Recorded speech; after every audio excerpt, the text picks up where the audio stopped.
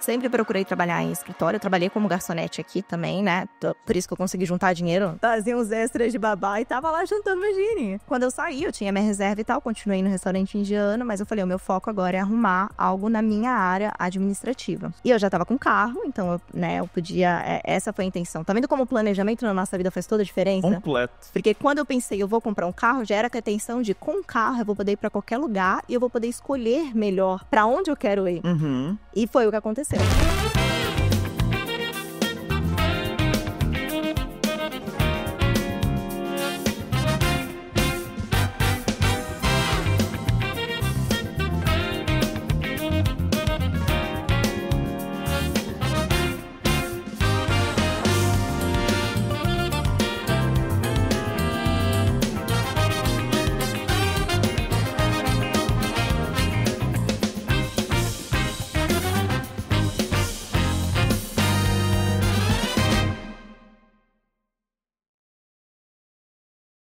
Fala galera, bem-vindos a mais um episódio do Imigrante Rico com seu host Thiago Prado, direto de Boston, Massachusetts, a capital do brasileiro, aqui na terra do Tio Sam. No último episódio você pegou aí um empreendedor fora da curva, atuando em uma área que não é convencional. E esse não é tão diferente. Você sempre está acostumado a acompanhar aqueles episódios com empresas bem semelhantes, nas mesmas áreas. Só que eu comecei agora a desvendar mistérios para você que me acompanha em indústrias e subindústrias de serviços complementares a esses que vocês sempre me acompanham aqui. Então, para você que está na Ásia, para você que está no Brasil, para você que está aqui no Canadá ou na Europa, tem um insight desse podcast que você pode adaptar aí para o seu dia a dia. Será que você tem esses skills também? Pode reutilizá-los e levar aí para a sua comunidade, resolver uma dor local, regional? Fica até o final porque você vai querer conhecer a história da Franciele Moura. Bem-vindo, Franciele. Obrigada, Thiago. Muito bom ter você aqui hoje. Pode chamar de Fran. Imagina, com certeza. Todo mundo me chama de Fran. Muito bom, bem-vindo aqui hoje. Imagina. Muito bom ter você com a gente. Muito obrigada pelo convite. Estou bem lisonjeada. Legal, bom demais. Fran, eu gosto muito do que você faz, por isso eu coloquei até a Bíblia aqui em cima, aqui, ó, gente, a Bíblia financeira, tá? Os princípios de finanças corporativas. Esse foi um dos livros que eu utilizei na faculdade. E tem o outro ali embaixo também, o Corporate Finance. Muitas coisas é relevante para o dia a dia, outros a gente nem utiliza, igual o Capital Asset Allocation Pricing Model. Isso aprendi a derivar esse negócio, não utilizo de jeito nenhum. Mas aí na hora que você pega retorno do capital investido, lucro da margem bruta, EBITDA, EBIT, gross margin por projeto, esses trem é tudo importante, né? Demais. Assim, eu costumo até pensar que é ainda melhor a gente começar, assim, para quem não tem noção, não tem ideia, porque finanças também não é fácil para todo mundo, né? Não. Tem pessoas que realmente têm dificuldade em entender, não tem tempo para poder entender. Então, assim, começar pelo básico. A gente começa pelo básico e vai destrinchando ali, e no final chega na onde a pessoa quer chegar, na meta da pessoa, na meta da empresa, né? Principalmente finanças para a empresa é a base de tudo. Tudo. Não adianta ter uma mentalidade de empreendedor, querer que a sua empresa cresça se você não tem uma estrutura financeira. Não vai. Não. Ou pode ser que até vá, mas aí chegar no final, aí quebra. Dá tilt. Que é o que acontece. Dá tilt. Demais. Ó, muito. Super relevante. Sabia que tinha um restaurante aqui em Boston que chama Number 9 Park? Já viu falar? Que ficava lá no Park Street, Boston? Number 9 Park. Não conheço. Não conheço. É o Number 9 Park, é da Barbara Lynch. A Barbara Lynch acabou de perder tudo. E a falência, por causa de sales tax. Uau. Quase 2 milhões de dólares. Meu Hoje Deus. aqui é o quê? Dia 14 de novembro de 2024. Notícia gringa que a chefe Barbara Lynch, dona de vários restaurantes, quebrou. Devendo 2 milhões de dólares para Boston. Então não é só você, dono da empresa de construção, não é só você, dono da empresa de limpeza. Teve já brasileiro que foi preso em Rhode Island e depois que terminou a sentença em Rhode Island veio parar na cadeia em Massachusetts por fraudar o Workers' Compensation imposto. Al Capone caiu por causa disso, não foi nem o FBI que pegou ele. Então, gente, é um tema relevante, mas a gente não vai entrar na parte chata, a gente vai entrar na parte gostosa. Fica até o final que vai valer muito a pena. Mas antes de nós chegar lá, tô curioso. Fran, você é filho de quem? Você veio de onde? Eu vim do litoral de São Paulo, cidade de Guarujá, vou ser um pouco mais específica, distrito de Vicente Carvalho, para os itapemenses que vão assistir esse episódio. É periferia do Guarujá. E eu posso contar um pouco da minha história? Deve? Então você é menina da quebrada, igual eu. Da quebrada. Então, eu vim do Guarujá, eu tenho 2 irmãs. Eu me apaixonei por administração, eu sou formada em administração de empresas. Eu me apaixonei por administração com 16 anos. Eu sempre fui aquela estudante que gostava de explorar, eu gostava de aprender. E aí eu buscava oportunidades para aprender. Então, me formei em um curso técnico primeiro, quando eu tinha 16 anos. Fui bolsista, sempre fui bolsista a minha vida inteira. Me formei no curso. Você é caçula, mais nova, mais velha? Eu sou a mais nova. Você é a mais nova. Mas eu tive minhas irmãs como exemplo. Minhas irmãs tem 2 irmãs? Tenho 2 irmãs mais velhas. Seu pai e sua mãe, tudo dali também de São Paulo?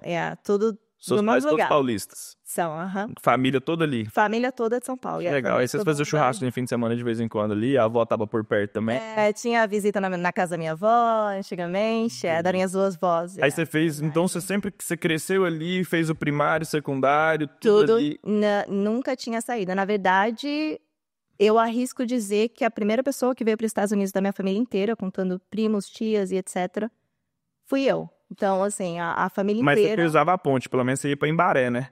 Não, eu ia pra Santos. Gente, ia até descansar. É engraçado você perguntar, porque quando eu falo pras pessoas, as pessoas ficam admiradas. Eu atravessava uma catraia, eu demorava 3 horas pra chegar na faculdade, porque eu fui bolsista do ProUni. Eu concluí minha faculdade, e aí eu tinha que ir pra Santos pra poder fazer a faculdade, eu demorava quase 3 horas. Pegava um ônibus de Vicente Carvalho pra ir até a catraia, pegava a catraia, atravessava, ia lá pra Santos, pegava outro ônibus, a catraia mesmo, é um barquinho. Um barquinho. É um barquinho que ele passava por baixo da ponte, assim, aí tinha até as baratinhas que vinha visitar a gente. Era bem debaixo do canal mesmo. E aí eu demorava esse tempo inteiro pra ir pra faculdade, porque eu tinha um foco, né? Eu sempre tentei manter meu foco. Meus pais, apesar do meu pai, se eu não me engano, ele concluiu até a 8ª série, minha mãe até a 4ª série. Mas assim, a minha mãe, se eu chegasse com média, uma grade, como é que se chama grade? Eu esqueci o português. Uma nota 6 abaixo da média, minha mãe eles sempre foram ali, bem rígidos na questão de educação. Então, tanto é que eu e minhas irmãs nós 3 somos formadas. E eu fui a última, eu nasci 12 anos depois da minha primeira irmã, completamente, ninguém me planejou, nasci. Isso. Enfim, aí consegui concluir. Fala mistake baby, né? Sou eu mistake. Coitados, meus pais. Eles tinham esquecido o tanto que dava trabalho, eles foram lembrar. E eu vim pra arrebentar mesmo. Porque, nossa, comparado às minhas irmãs, coitadas, eles sofreram. E aí, aos 16, você já tá fazendo escola técnica? Comecei o técnico. Técnico de quê? Administração. Foi quando eu me apaixonei pelo mundo do business. E de onde você arrumou essas ideias? Na escola, não sei. Eu sempre gostei de estudar. Sei. E aí eu lembro que eu queria muito aprender inglês, porque eu queria, conhecer outros países. E aí eu lembro que fiz 16 anos. Como assim queria conhecer outros países? Queria conhecer outros países quando eu era mais nova. Pois é, eu sempre fui fora da casa. Porque você viu os navios chegando ali, você falou, será pra onde que eles vão? Não, era coisa de televisão. Home Alone. Most likely. É isso mesmo. E aí tinha essa de, meu Deus, e assim, como eu falei, eu tive que sempre ter o primeiro passo e sair. Sim. E sempre a procura. Eu não tive uma pessoa que cortou um caminho pra mim, eu não tive uma pessoa que me mostrou, né? Eu falei, eu vou ter que arrombar as portas por aí. E aí eu lembro que eu, com 16 anos, eu, tinha... claro, meu grupo de amigos, meu grupo de amigas era sempre focada também, então a gente tinha essa vontade de fazer um curso técnico. E aí eu fiz uma prova, passei na prova, porque era também um curso de bolsa. E aí eu lembro que eu passei na prova e na época eu pensava até em fazer direito, porque eu queria, lidar com justiça e ajudar as pessoas e etc. O que eu faço hoje, que a gente vai entrar nesse mérito depois. E daí eu lembro que eu, desde a primeira aula, me apaixonei por administração. Então minha mente mudou completamente. Eu falei, ok, então esse é o foco. Estudei até o final do meu terceiro ano do colegial. Para entrar numa faculdade, eu entendia que eu precisava de uma bolsa. Precisava de uma bolsa integral para eu concluir a faculdade. Então, estudei durante os 3 anos depois que eu concluí. E o meu foco sempre foi continuar na administração, porque eu amo mesmo falar sobre empresas. Eu amo entender como uma empresa funciona. Eu amo conversar sobre o assunto. E foi aí que eu consegui a minha bolsa na faculdade. Fui para a faculdade, concluí com uma bolsa do ProUni. E é isso. Então, foi assim, nada foi muito fácil, né? Eu tive realmente que ir atrás das coisas. Correr atrás das coisas. Correr. E aí, qual foi o seu primeiro trabalho lá no Brasil? Olha, eu trabalhava, meu primeiro, eu trabalhava como ajudante de garçom. Que legal. Porque na época eu precisava, como eu falei, que eu sempre quis conhecer outros países, a gente entendia que eu precisava de inglês. Eu amo essas experiências. Senso de urgência. Oh, yeah. E eu entendi, eu lembro que meus pais tentavam pagar, mas assim, o nosso financeiro também não era 100%, então começava a pagar e daí eu não conseguia continuar. E aí eu lembro que para eu entrar naquele curso de inglês, eu precisava de uma renda extra. Eu comecei a trabalhar como ajudante de garçom em um hotel. Boa. Do Guarujá, yeah. E daí eu consegui juntar meu dinheiro, fui fazer meu curso de inglês. Esse foi meu primeiro emprego. Que legal. E você ficou no Brasil até que idade? Eu fiquei até os 24. Até os 24. Eu vim pra cá com 24 anos. Então você saiu do Brasil e já veio direto pra cá? Já. Eu terminei a minha faculdade e aí eu queria aprimorar o inglês, né? Aí foi a minha oportunidade de realmente sair. E como que você veio parar aqui? Como que você chegou? Então, olha que coincidência. No meu curso de inglês, foi uma empresa de intercâmbio e eles estavam conversando sobre um programa de intercâmbio chamado Au Pair. Sim, Au Pair. Yeah. E esse programa de intercâmbio, ele é o mais barato e, assim, era o que mais se enquadrava ali na minha situação. Porque além dele ser muito barato para você ir, para você vir, né? Ele também te dava um apoio aqui. Boa. Então, esse apoio que eu sabia, por exemplo... Você veio pelo Au Pair Program. Eu vim pelo Au Pair. Então, aqui eu poderia trabalhar, morar na casa da família, não ia ter que me preocupar com alimentação, era tudo legal, tudo registrado, tudo bonitinho, eu ia ganhar um salário. Sim. Porque também uma das questões é, né, como que eu iria sobreviver aqui, como que meus pais iriam mandar dinheiro pra cá, como que eu iria arrumar emprego, meus pais sempre... meio que com o pé atrás, opa, Estados Unidos, a gente não conhece, é uma terra estranha, como é que você vai sozinha, tem que conhecer ninguém. O que você tá aprontando? Pois é, foi bem assim. Daí eu vim, tudo bonitinho, morei 2 anos com a família, uma família americana. E como que foi essa experiência? Foi ótimo. Que bom. Foi ótimo, graças a Deus. Eu já tem várias histórias muito positivas e várias muito histórias negativas. Não, a minha família era maravilhosa. Até a gente tem contato até hoje. Newton. Ah, que legal. Foi aqui em Massachusetts. Nunca saí de Massachusetts. Nunca saí de Massachusetts. Não.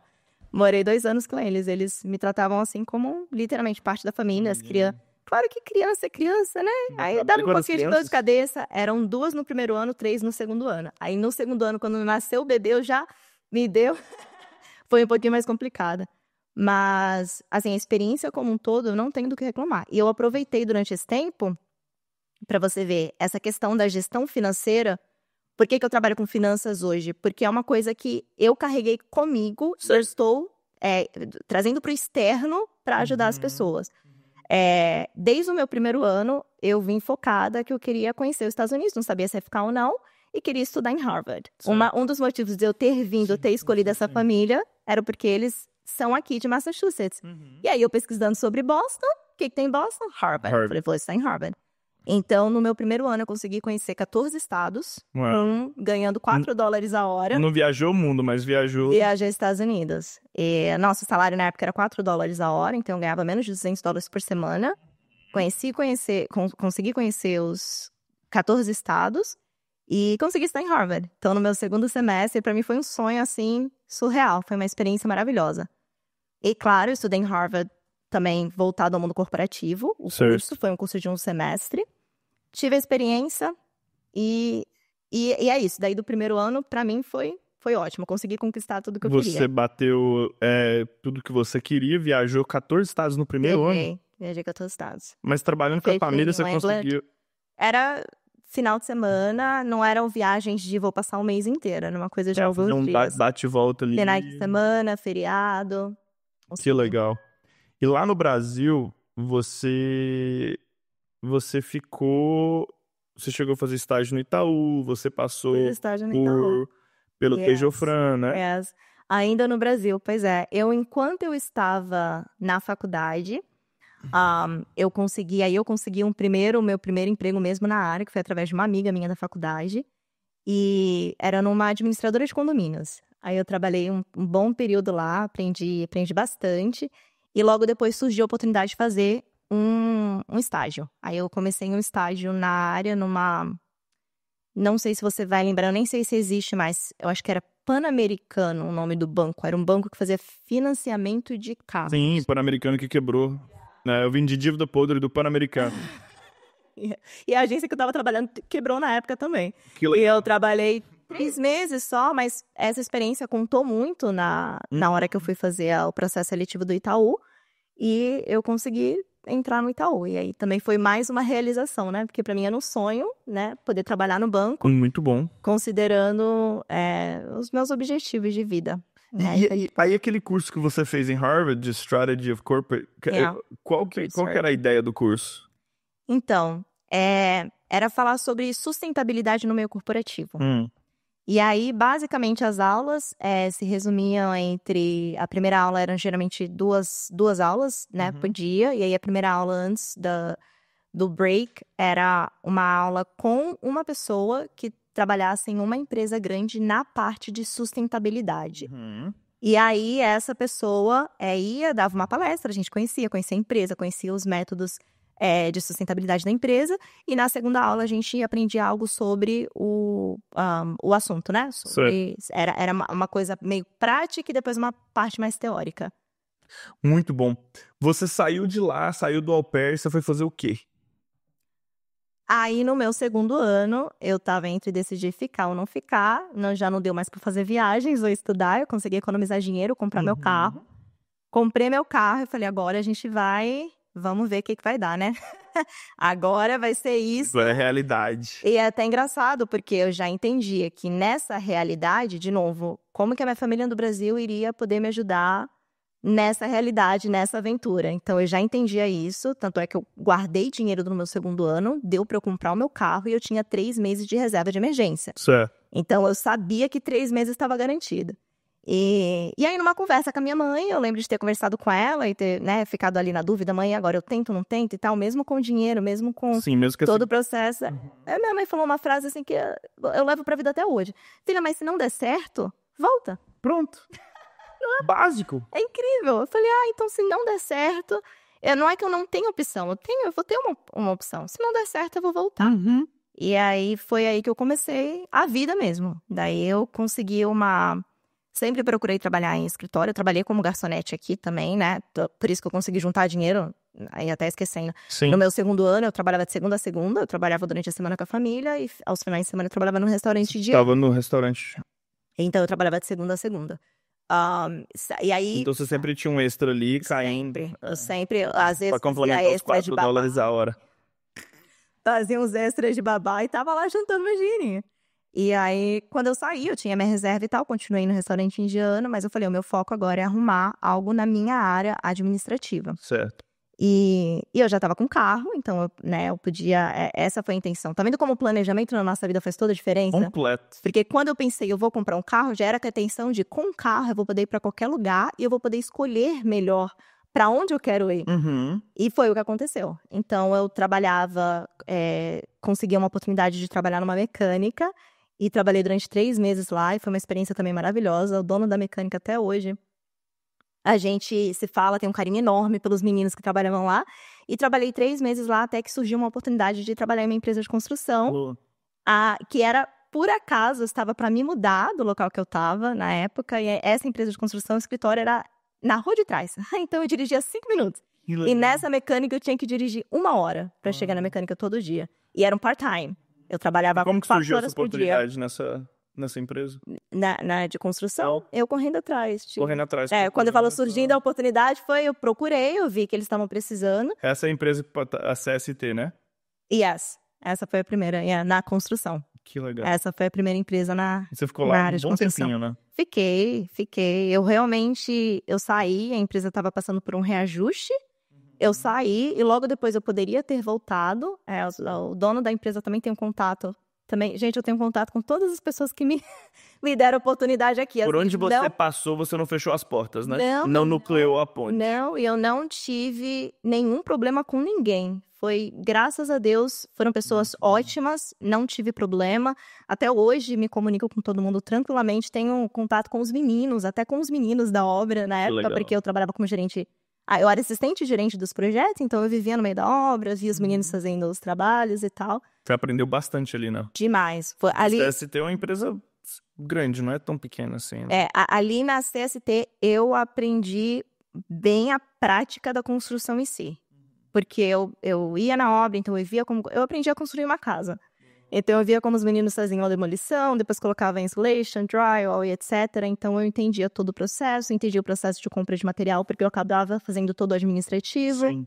Então ali foi onde... E lá você foi Assistant Project Manager. E foi onde eu entendi, veio a ideia da minha empresa, que foi onde eu entendi a necessidade de empresas menores ter uma gestão e ter uma ajuda. Sim. Foi vendo as pessoas que trabalhavam, né? A maioria das empresas de construção tem um subcontractor, que é uma empresa que eles contratam para trabalhar para eles. E essas empresas menores que trabalhavam para ele, eu entendi que precisava dessa ajuda, dessa gestão, mas eles não tinham cash flow, era muito óbvio, não tinham cash flow para poder ter ali um funcionário full-time no escritório. E foi aí que foi a jogada, porque quando eu entendi que eles poderiam eles não tinham cash flow, como eles poderiam arriscar o cash flow que eles tinham, mas eles precisavam, eles entendiam demais da parte prática, eles conseguiam instalar um piso, eles conseguiam instalar uma drywall perfeito, não, era assim, trabalho excelente, mas eles não entendiam como que eles iam gerenciar as empresas, e eles não entendiam como manter a empresa organizada. Tem um livro para isso, e tem até ele para construtores, chama O Mito do Empreendedor. O Mito do Empreendedor fala literalmente sobre isso. O que o Mito do Empreendedor fala? Que o técnico, que é o cara muito bom na carpintaria. Eu vi que você passou ali pelo Jonathan também, no On Time Construction. Jonathan dos Celos, um grande amigo. Tá em Goiânia, chegou em Goiânia. Tá lá comendo. A gente tá aqui hoje, dia 14 de novembro. O Jonathan foi visitar a Goiânia depois de muitos anos. Tá feliz demais. Não. E assim, isso aí que você falou é fundamental. Porque o mito do empreendedor é que o cara acha que ele já nasceu sabendo ser gestor. E não. O mito do empreendedor, ele fala que um técnico, que é o cara que instala chão muito bem, que faz drywall muito bem, que faz insulation muito bem, um dia decide empreender. E aí ele junta ele mais um cara e um caminhão e uma paixão, ele vai e faz acontecer. E aí ele contrata o segundo, terceiro, quarta, quinta pessoa. Ele não tem contabilidade, ele não tem técnicas de gestão, ele não tem playbook, ele não tem processo.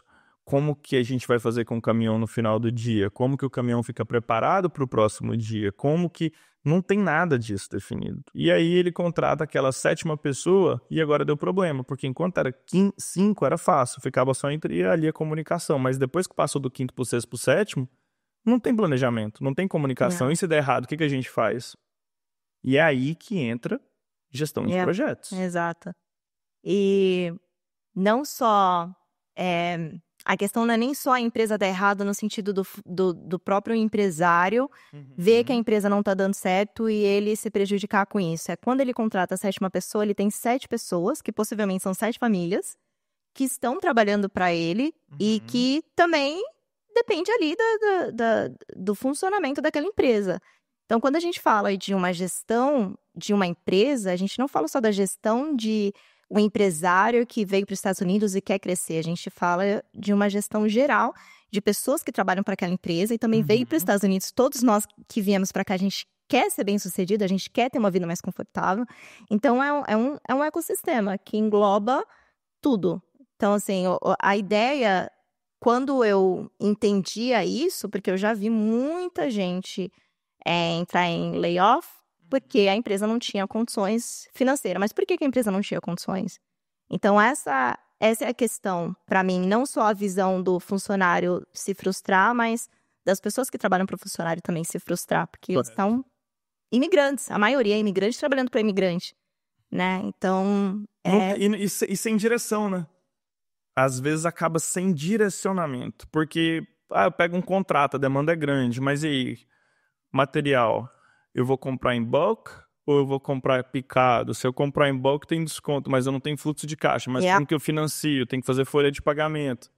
Eu tenho uma classe que está na Hotmart que eu falo muito sobre isso. Sobre os maiores erros cometidos por construtores. Descontar o cheque na lojinha para não pagar Workers' Compensation é um deles. É triste, mas é real. O cara deixa 10% com o cara da lojinha para descontar um cheque para pegar o dinheiro hoje para não mostrar a folha de pagamento, sendo que o payroll dele é 5% só de Workers' Comp. Então ele perdeu 5%. Sem contar que aquele dinheiro todo não ia ser folha de pagamento. Então, assim, a gente vê tanta coisa que o pessoal faz que eu falo, senhor... É assim, é como você tá falando, a matemática em si, ela é clara, a gente não vai burlar os números. Então, se a pessoa entender os números em si, que é o que a gente quer trazer, né, o que eu tento trazer com a empresa, é muito óbvio, é 1 mais 1 dá 2. E é isso que a pessoa tem que entender. E aí eu tento simplificar, óbvio, porque, né, pra ficar de uma forma entendível. Sim, digestivo. Mas... A cega do olho tá perdendo outro pra glaucoma, tá, tadinha. Ela já descobriu glaucoma mais tarde. Mas a minha avó, ela conversa de margem de lucro com melhor que muita gente que tem bacharelado e mestrado. Fala, meu filho, eu pego 200 litros de leite por dia, o laticínio tá me pagando R$2 o litro, mas se eu pegar 10 litros, me faz um queijo, sei lá, eu esqueci qual que é a proporção, mas ela tem lá, entendeu? Então, se eu tenho esses 200 litros aqui, eu vou fazer 20 queijos e eu tô conseguindo vender o queijo por dá o equivalente a R$4 o litro. Ela faz isso, ela fala assim, mas aí como eu não tenho nada pra fazer, minha mão de obra não custa nada mesmo, eu contrato uma mulher, pago ela uma mixaria, ela me ajuda pra fazer esses queijos e eu vendo os queijos. Me dá mais um e eu vendo o leite. Então, assim, querendo ou não, esse trabalho que você faz, você traz pro cara comparação, né? Peraí, cara, você tem seu leite, o que você faz com ele? Você vai fazer cozinha, você vai fazer banheiro, você vai fazer deck, você vai construir de cima e embaixo. Qual que é a sua vantagem competitiva? Qual que é o seu diferencial? O que você acha? O que você sente do contractor polvo? Aquele que faz um pouquinho de tudo, tem os tentáculos dele pra todo lado, mas não é bom em nada. Você já viu? A maioria acaba sendo assim, né? Eu acho que depende muito do estágio que a empresa tá, pra ser sincera. Porque assim, eu gosto da ideia de uma pessoa ser muito especializada em uma coisa, até pra atrair mais público daquilo. Mas assim, vamos supor que aquela coisa é uma coisa que não tá funcionando naquele momento. Certo. Então a empresa teria uma segunda opção. Mas não deixar o foco, se o cara é focado em deck, vamos continuar fazendo deck. Pô, o deck tá dando lucro, ótimo. Né? Isso é que importa. A empresa tá tendo lucro, melhor ainda. Mas agora tá entrando o inverno, pode ser que não tenha tantos trabalhos com deck. Aí seria uma boa opção ter uma segunda opção. Né? Ter uma segunda forma. Conseguir terceirizar para um outro, saber dar preço, saber gerenciar também, porque às vezes eles deixam muito dinheiro na mesa no cross-sell.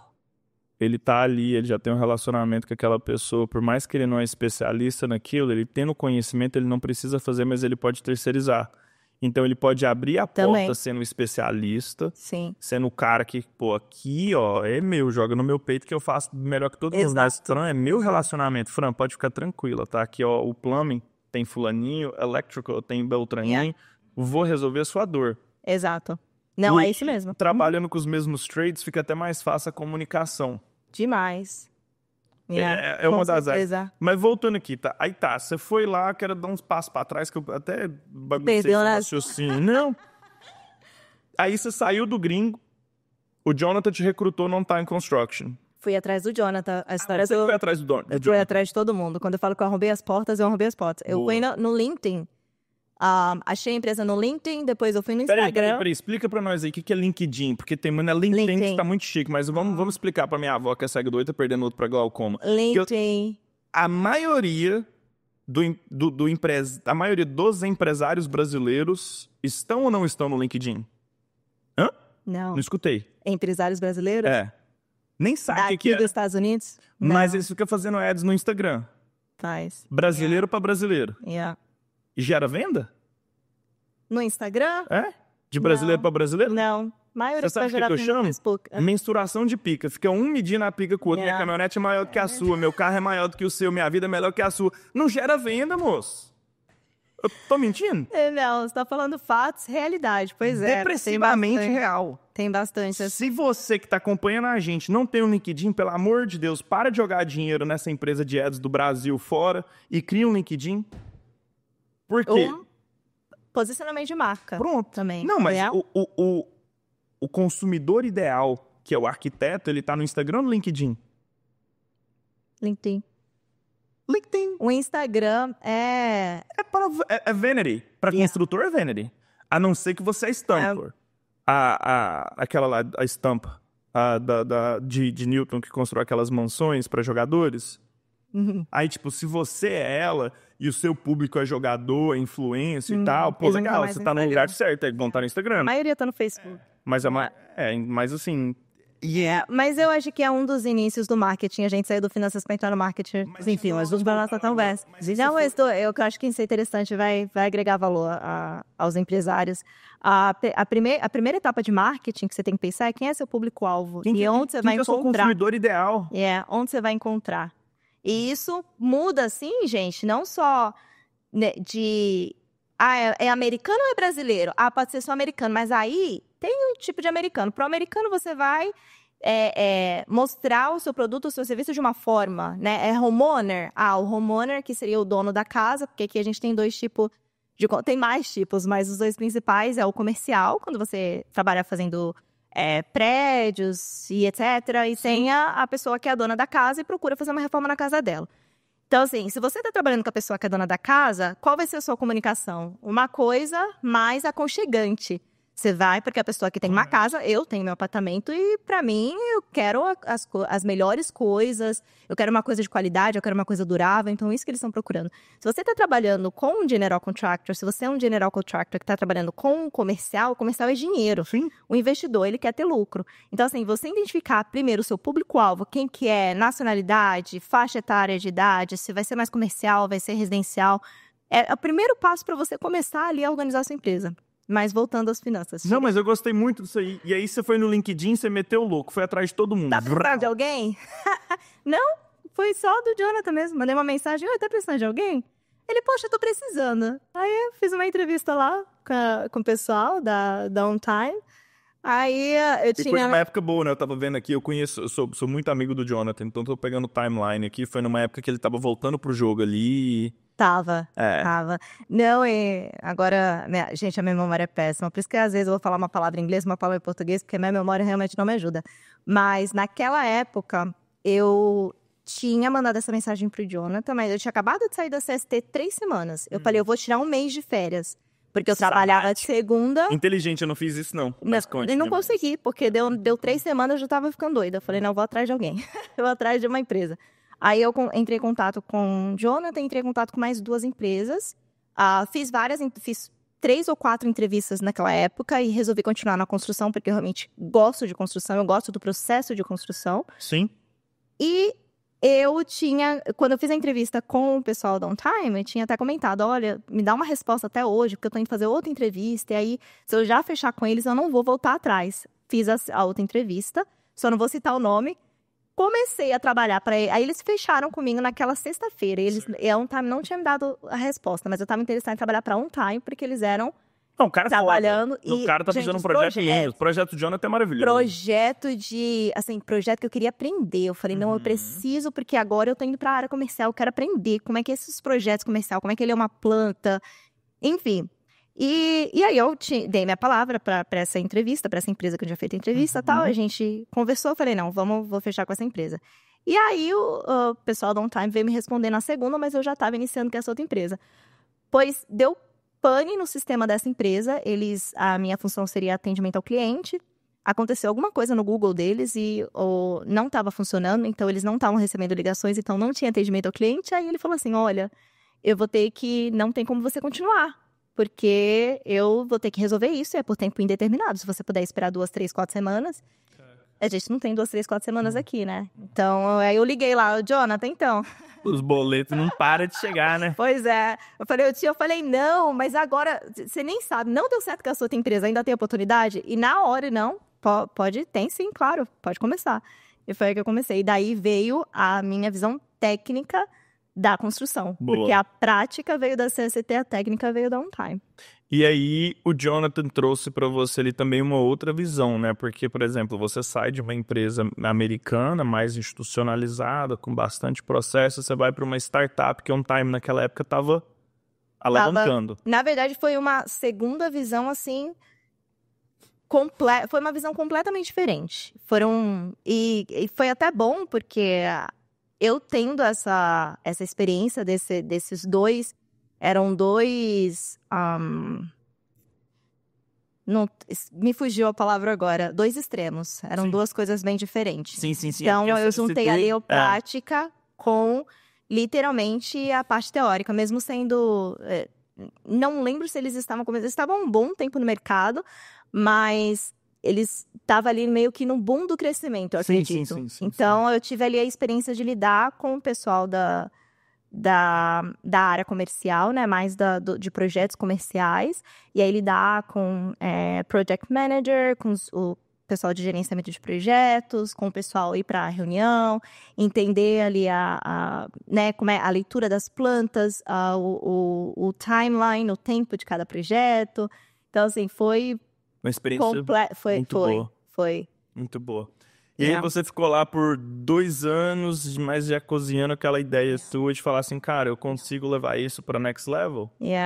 Eu desde a CST do primeiro ano, porque no primeiro ano eu até atendia algumas pessoas, né? Como eu falei, eu via que tinha necessidade, e aí algumas pessoas me conheciam, pediam uma coisa, pediam outra coisa, por exemplo, coisa básica, fazer um boleto para enviar para uma cobrança, ou qualquer dica administrativa, ajuda administrativa. Alguns não falavam inglês, ou não se sentiam confortável falando.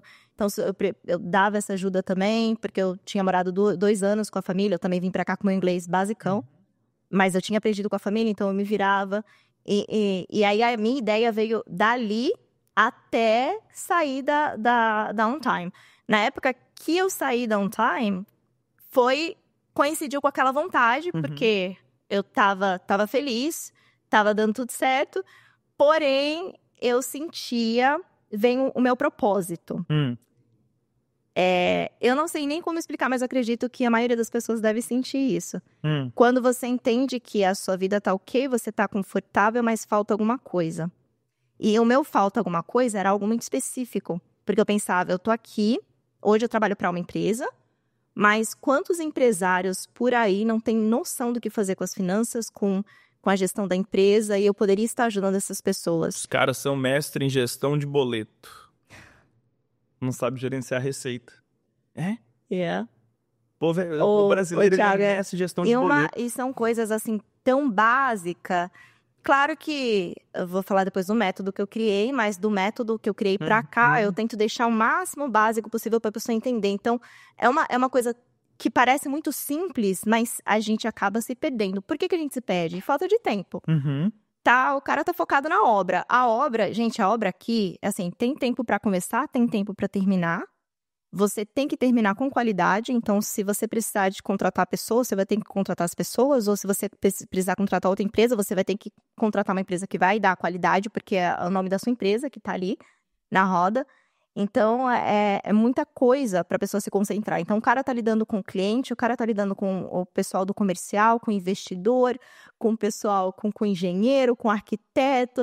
Como que vai ter tempo para olhar a empresa e falar... Nossa, tá faltando isso aqui. Ou, nossa, o que aconteceu com o meu dinheiro? Ou, nossa, mas vou fazer aqui, contar as transações do banco que saíram. Ninguém tem tempo para fazer isso. As pessoas não têm tempo. Então, daí, na época que eu já tava na On Time, era uma coisa que já tava na minha mente há muito tempo. Isso. E eu estava querendo botar em prática. Eu pensava, gente... E eu lembro que era questão de ter... Às vezes eu tinha... Sei lá, eu tinha 5 minutos sem fazer nada. 5 minutos só, né? Porque eu trabalho também, a gente tá trabalhando muito. E eu ficava pensando, nossa, 5 minutos, eu poderia estar esses 5 minutos ajudando uma pessoa. E, gente, é uma coisa que quando você tem um propósito, eu acredito, hoje, olhando a trajetória da minha vida, que isso foi algo que nasceu comigo. Então... Você falou lá atrás em São Paulo, né? Tipo, eu queria ajudar as pessoas. Eu lembro no começo do nosso bate-papo. Pois é. E aí eu entendia. E olha só, eu sou formada... De ver seus pais, você fala assim, cara, se eles tivessem essas Oh, informações... yeah, com certeza. Meu pai tinha uma casa de ração. Meu pai vai me matar quando ele vê isso, mas ele tinha uma casa de ração. E eu lembro do struggle, eu lembro da dificuldade que era manter as finanças em casa, porque ele não tinha um controle. Sim. Não, mas não é nem matar. Você sabe o que acontece? E aí agora a gente vai mais outro livro aqui, ó. Você lembra que você perguntou? Você lembra que você tinha perguntado se eu já tinha lido todos esses livros? Yeah, já ouvi esse. Nossa, ele é maravilhoso. Esse livro é maravilhoso. Muito bom. Me viu sobre isso aí, por exemplo, se você pega... revelando a nossa idade aqui, né? Se você pega seu pai, sua mãe, minha mãe, eles cresceram, eles tiveram de 15 a 25 anos de idade, provavelmente, nos anos 70 e nos anos 80. Então, de 15 a 25 foi durante essa época. Yeah. E de 15 a 25, essa década da nossa vida, se você já escutou o livro, você lembra da tese, da hipótese, eles falam que o nosso relacionamento com o dinheiro, no nosso subconsciente, tem a ver com a formação da nossa adolescência dentro do ciclo econômico que a gente cresceu. Louco isso, né? Olha que complexo. Complexibilidade, então, crazy. Isso, depois que eu entendi essa hipótese provada cientificamente, falei, tá explicado por que esse povo faz tanta cagada em curto prazo. Não, é sério, porque, eu ficava... De onde que vem essa mentalidade de curto prazo? Porque como economista, eu fico com várias hipóteses na minha cabeça. Eu falei, nossa, o povo vende o almoço pra comprar a janta. Assim, não consegue enxergar com 5 anos, eles querem tudo com 30 dias. E aí eu falei, de onde que vem? Aí esse livro me explicou. Se você era uma adolescente no período hiperflacionário do Brasil, hyperinflationary years do Brasil, você cresceu num ambiente de instabilidade econômica, aonde o seu dinheiro não tinha valor, aonde você tinha que preocupar com amanhã, porque depois da manhã você nem sabia se ia existir. Então você foi condicionado a tomar decisões de super curto prazo. Quando o Plano Real foi estabilizado depois de 1994, aquele público não sabia viver em um mundo estável. Eles continuaram tomando decisões baseadas na memória deles dos anos 70 até 94. Porque você pega e quebra o Brasil. Então, se você pegar 94 e hoje 2024, certo? A gente tem 34 anos. Se você pegar 34 anos, Plano Real, 34 anos antes do Plano Real, como que foi a vida? E aí, por que o público toma as decisões igual? Aí, agora você começa a entender seu pai melhor, você começa a entender sua mãe melhor, você começa a entender minha mãe e alguns dos nossos clientes também, por que eles tomam essas decisões. E aí, o que eles têm que fazer que eles não fazem? Terapia. Mas isso é coisa de frufru, né? Não vou fazer esse trem não, porque eu não preciso, não tem problema, não. Mas o gatilho emocional faz a pessoa tomar essas decisões no subconsciente dela, sem entender por que ela tá tomando, e depois ela culpa tudo menos ela. Enfim, esse é meu raciocínio de ler esse livro aí. Não, eu concordo 100%. Faz total sentido. Eu sempre imaginei que fosse algo cultural, né? Dependendo da região onde a pessoa nasceu, mas... psicológico período, puro. 100%. E foi realmente, eu vivenciando isso, eu consegui entender que eu poderia ser útil. Como eu falei, eu acredito que eu já nasci com isso referente à administração, que eu estava comentando agora que eu lembrei. Quando eu fiz administração no Brasil, eu lembro que quando eu fazia faculdade, o pessoal me zoava. Não, mas mas todo mundo faz administração. O pessoal que faz administração é porque não sabe o que vai fazer da vida. Correto. Era sempre assim. E aí, como que você vai lidar concorrendo com milhões de pessoas no Brasil? Que a maioria faz administração. E eu sempre senti um amor por administração. E olha que coincidência, né? Eu acredito muito em Deus, eu tenho muita fé. De eu ter vindo para um país que a gestão é tão precária. Né? Porque talvez se eu estivesse no Brasil e ter feito a administração como eu fiz, ter me formado na administração, eu poderia não ter coincidido com o meu propósito de vida hoje. Eu parei para pensar sobre isso. Esses dias eu acredito que as coisas estão acontecendo, né? Minha trajetória de vida está sendo o que eu realmente Almejava. E tá seguindo um rumo que eu acredito que foi coisa sobrenatural. Pra mim foi coisa de Deus, não tem outra explicação. E o que você tinha perguntado? Não, porque isso aí tinha muito a ver, sabe, com o que eu tava pensando? Propósito. Com esse relacionamento lá da sua família. Yeah. Porque quando a gente vem da quebrada, eu falo porque, pô, eu vim de um ecossistema, um ambiente bem semelhante ao teu. A gente tem essa necessidade de ajudar os outros. E o que eu aprendi é tomar muito cuidado com isso, porque às vezes a gente coloca os outros em prioridade da gente. Porque a gente fala, prosperei, eu tenho que ajudar o próximo, eu tenho que ajudar o próximo. Eu falo, tá, legal. O que eu aprendi nessa jornada é que o primeiro passo eu tenho que me ajudar primeiro. É igual, imagina o avião caindo. Ele não fala, pega a máscara e coloca na pessoa do seu lado. Não, coloca a máscara em você primeiro. Então a gente tem essa, eu falo a gente, né, eu, você. Sim, não, eu concordo. Necessidade de querer colocar a máscara na pessoa primeiro, sacrificando o nosso próprio oxigênio. Não, primeiro regularizar as coisas com você interna e depois expandir, transbordar. E aí você criou essa estrutura, começou e como que foi achar os seus primeiros clientes? Como não, surgiu foi uma loucura. Como se tudo que eu falei aqui já não fosse um struggle, como é que fala? Já não fosse a guerra suficiente.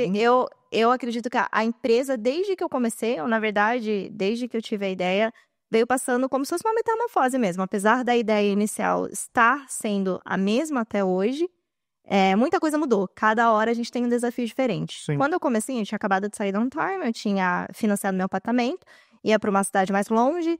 Falei, ok, coincidiu eu ter a ideia de abrir empresa com o fato de eu ter comprado um apartamento mais longe de onde era o escritório da Downtime. E ali eu falei, não, essa é a hora. É agora. É agora. E aí trazer essa ideia, Thiago, foi muito complicada, não de trazer a ideia, mas de fazer as pessoas entenderem a ideia. Porque... a gente tá criando uma necessidade, né?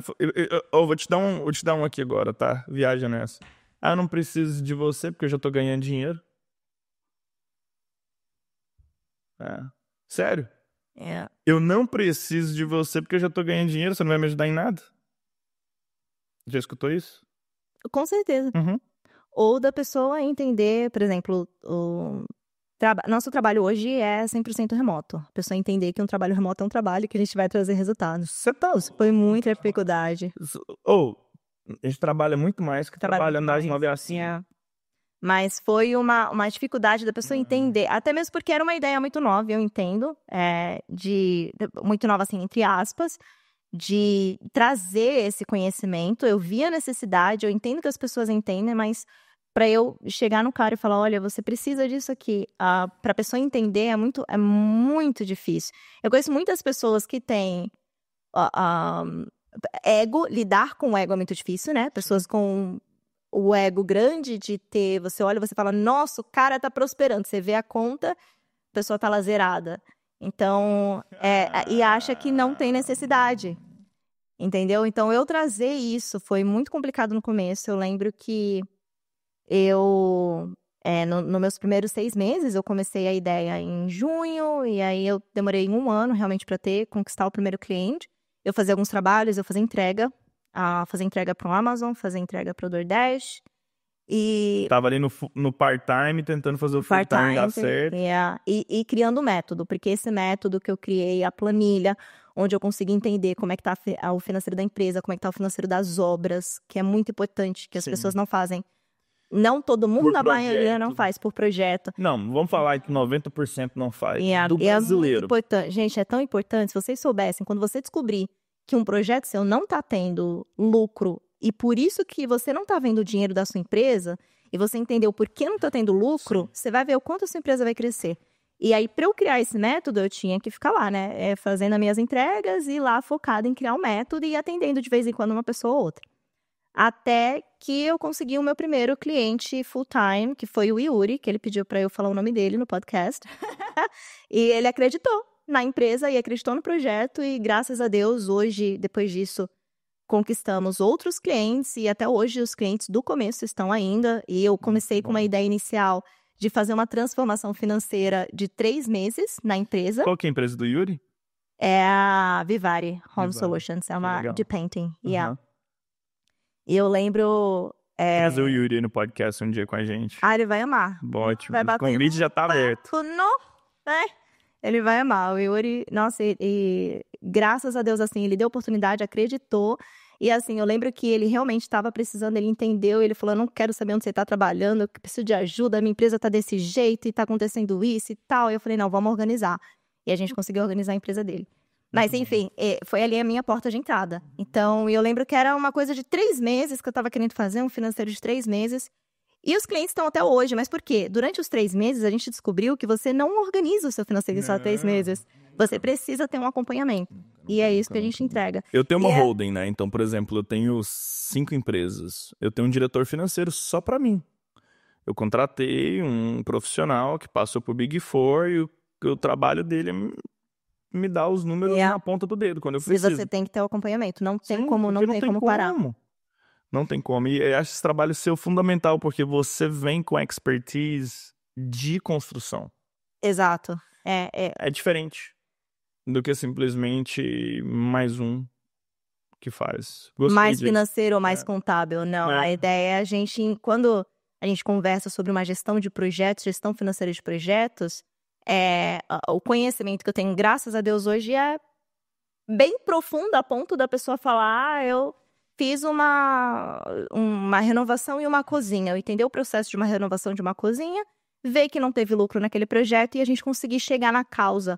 Porque eu sei como é que funciona, eu sei que ele vai renovar, a pessoa fez uma demolição na cozinha, eu sei que vai precisar fazer demolição, vai colocar insulation, vai colocar o drywall, vai passar o plastering, vai fazer o paint, vai colocar os cabinets. Você sabe o processo do começo ao fim ali, aonde que pode dar errado conforme planejado. Exato.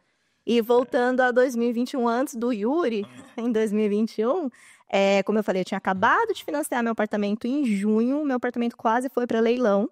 Porque durante esse período, é óbvio, gente, o meu custo de vida aumentou depois desse investimento que eu fiz nesse apartamento e eu não estava conseguindo... Aqui o apartamento? Aqui. Sim.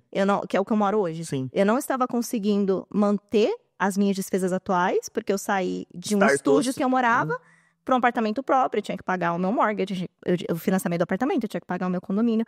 Não estava dando conta e aí eu entendi que... Naquela época, mesmo fazendo as entregas, porque as entregas eram part-time, eu ainda tinha que criar o meu método. Sim. Então, eu tinha que ter tempo ainda para, divulgar a empresa, ir atrás de pessoas, criar um método. Enfim. Não é fácil. Não, e aí meu apartamento quase... Tudo sozinho. Tudo sozinho. Aí meu apartamento quase foi para leilão naquela época. Aí foi uma dor de cabeça. E aí, né, óbvio, não só meu apartamento, como o banco também recebi uma visita do banco, indo lá buscar meu carro, porque...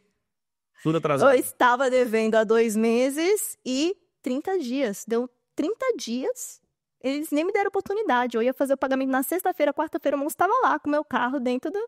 Já tô levando seu carro. Enfim, eu falei, não, eu vou buscar. E de novo, eu tinha uma reserva financeira ali pouca, mas que foi suficiente para pegar o carro de volta. E esses desafios financeiros do início da empresa, assim... Foi bruto. Sim, começar não é fácil. Não é. Os primeiros 36 meses de qualquer negócio é muito difícil. O externo, eles vê, né, o resultado hoje e fala assim, vou lá e vou fazer, é fácil. Não. É difícil. Não é.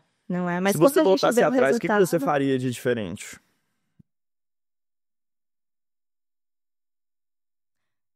Eu acredito que eu faria a mesma coisa. Boa. Eu faria porque tudo que eu fiz, tudo que eu fiz me trouxe pra cá, me trouxe pra onde eu tô. E assim, eu trabalhei com as armas que eu consegui. Boa. As ferramentas que eu consegui naquela época foram essas. Infelizmente, graças a Deus, deu tudo certo hoje. Amém. Mas naquela época era Mas podia ter dado muito errado. Poderia. Pergunta pra você, tá? A gente vai chegando aqui agora. É linda essa história sua. Agora você já chegou aqui em 2024. Está estabilizada, já está com os clientes, está crescendo, contratando, treinando, operando.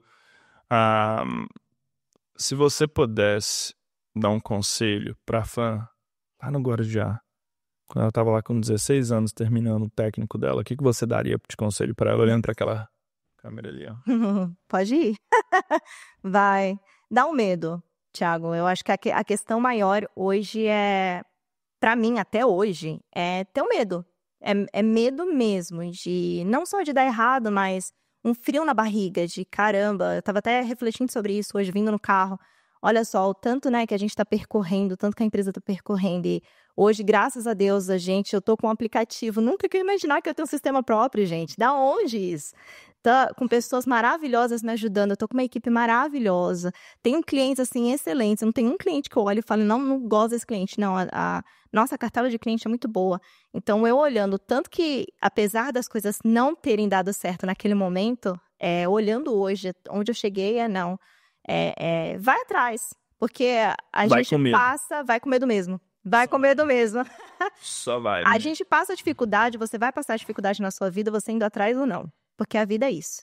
Boa. Então, pelo menos, vai uma hora, quando você olhar, chegar no nível que você olha, você fala, caramba, eu cheguei onde eu queria estar.